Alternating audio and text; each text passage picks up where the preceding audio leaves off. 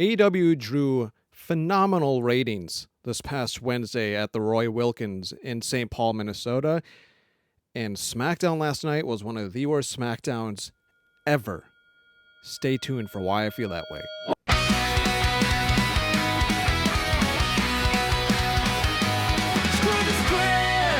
Welcome back, everybody, to Screw the Script. I'm your host, as always, Maverick here. Thanks for joining me this Saturday evening.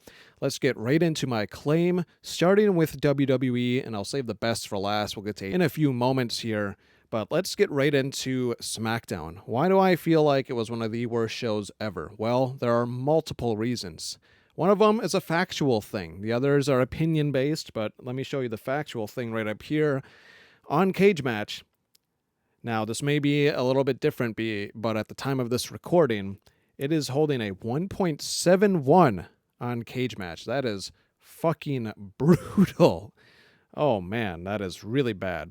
You had 6 matches, but remember, it's a 3-hour show. So 6 matches in 3 hours. You get more in 2 hours on an episode of Dynamite, and certainly Collision, as Collision feels like the faster pace, more wrestling-centric show of the two. Dynamite typically has more promos and segments like that, but still both are shorter than SmackDown and do a lot better when it comes to pro wrestling, because the length of these matches were trash. Look at this first one. Bella Twins defeated Alexa Bliss and Charlotte Flair, not even 10 minutes. Rhea Ripley defeats B-Fab with Jade Cargill, not even a minute. Jelly Roll defeats Kit Wilson, which I'll get back to that in a second, because that's reason number 2. Sami Zayn defeats Carmelo Hayes, the only decent match, but the wrong outcome. I'll get to that, as that's reason number 3 in a second. Non-title match, Gila, I always botch her fucking name, defeats Tiffany Stratton, also under 10 minutes. And then the main event was Randy Orton defeating Matt Cardona, not even 7 minutes. So you didn't even have 50 minutes of actual pro wrestling on a 3-hour show. You do the math, that's less than 33% of the actual show was wrestling. It was about a quarter of the show's length was actual wrestling. Everything else was fluff. So that is a factual reason. Reason number 2, we'll circle back earlier. Jelly Roll having a match against Kit Wilson. I'm sorry, but I'm sick and tired of celebrities getting this much spotlight when you've got young, talented wrestlers like Carmelo Hayes who got screwed the fuck over, which I'll get to that in a minute, and you're wasting time on Jelly Roll against Kit Wilson in this comedic storyline. I don't care about it. I want pro wrestling. Vince McMahon did this shit a lot with WrestleMania back in the day. He did that stuff all the time. And honestly, for worse more often than for better, including Mr. T and all these weird 80s, 90s celebrities.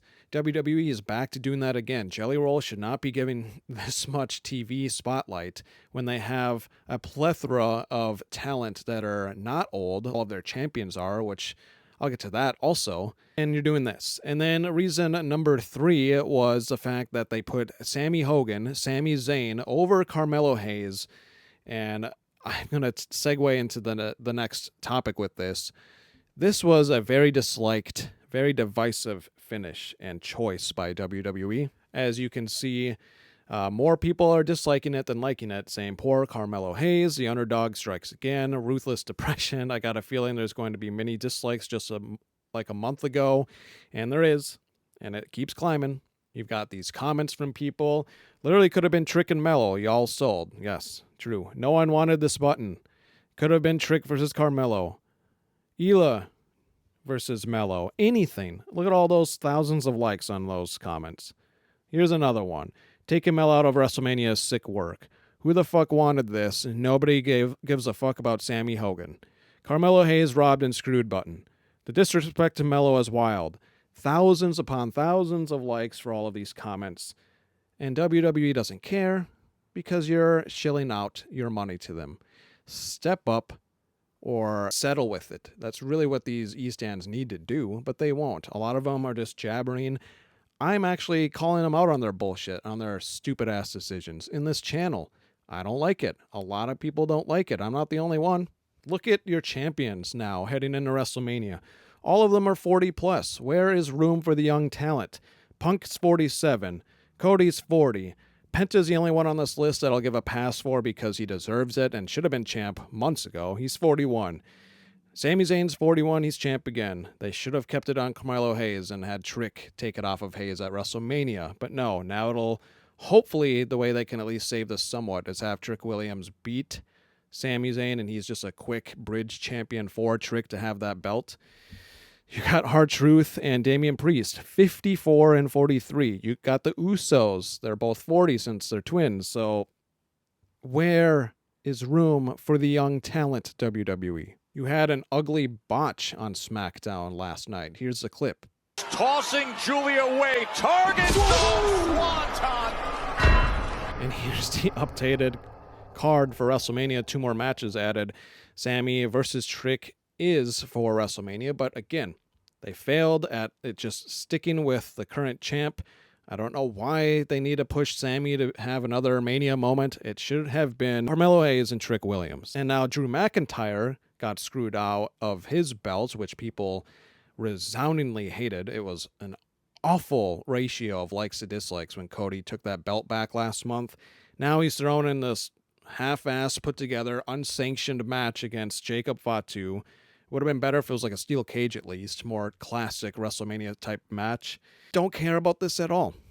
McIntyre should have been in the main title picture for Cody Rhodes' belt. I know he's also older, but he's more deserving than Cody Rhodes is, at least in my opinion. Cody Rhodes is a very overhyped mid-carder put in the top card of pro wrestling and WWE. So let me know down below your thoughts on SmackDown. Now let's get on the good news. Let's go over to AEW. AEW this past Wednesday saw great ratings, 765,000 viewers, not including HBO Max. You throw that included, and you're probably looking well over 1 million, probably close to 1.3 million, as that range again was 300 to 500,000. You take that 500,000, that's shy of 1.3 million.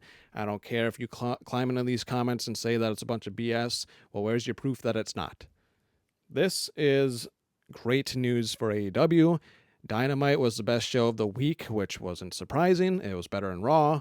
Way, way better than SmackDown. Collision is later tonight. You guys will probably be watching it shortly after you watch this video. Great news for AEW. Even MJF brought it up. He said on Twitter or X recently that AEW has never been hotter. They've never been more must-see, mainly because of me, but you get the point.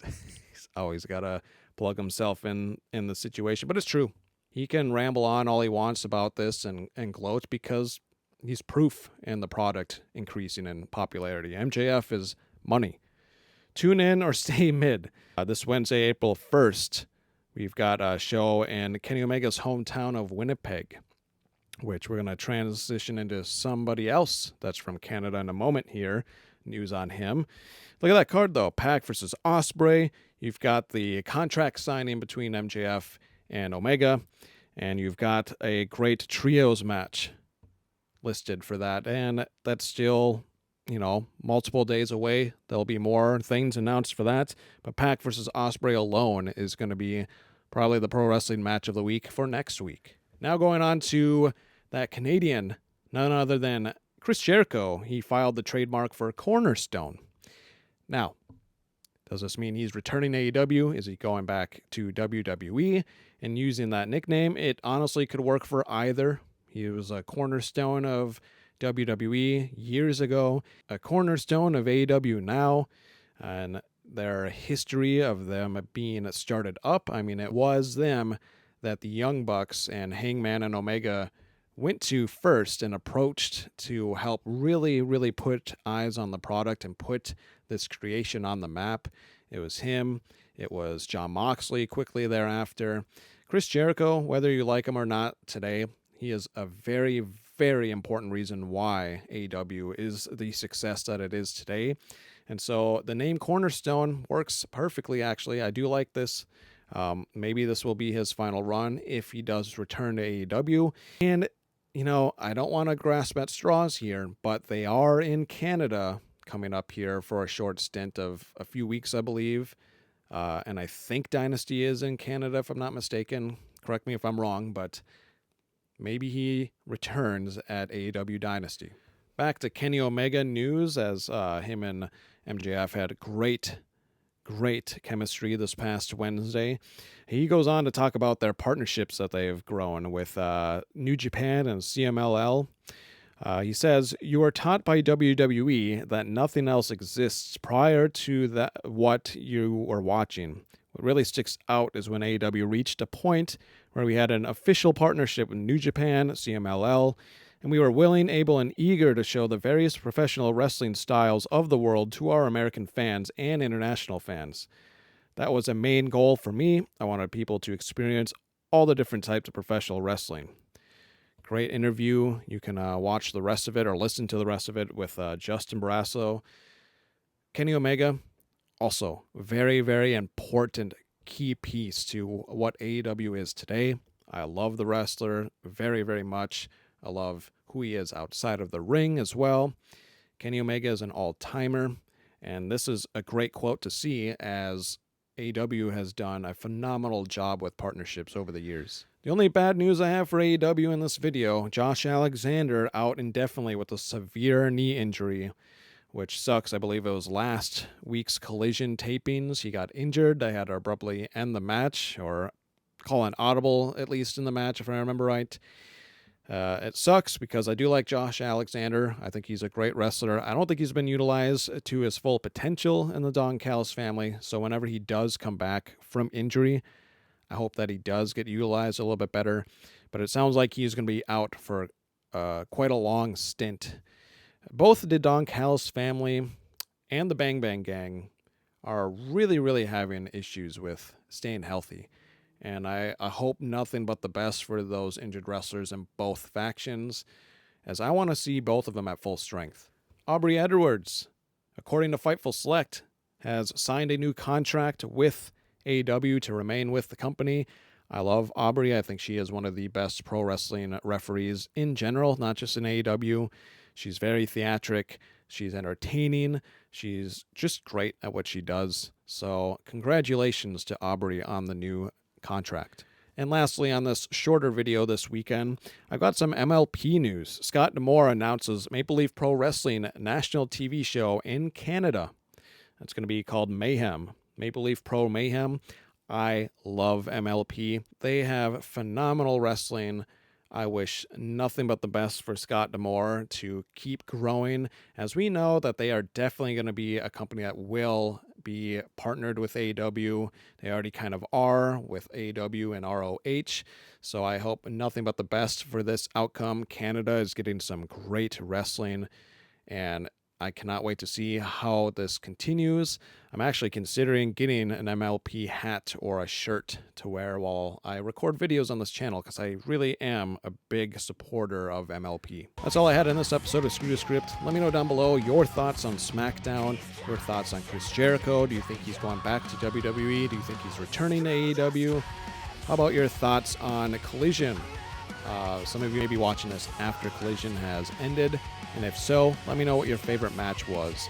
And you're probably hearing that new song playing right now in the background that I created in my last video. Enjoy the rest of it, as it will be my closing song for my channel going forward. As always, this has been Maverick with Screw the Script. Thanks for watching.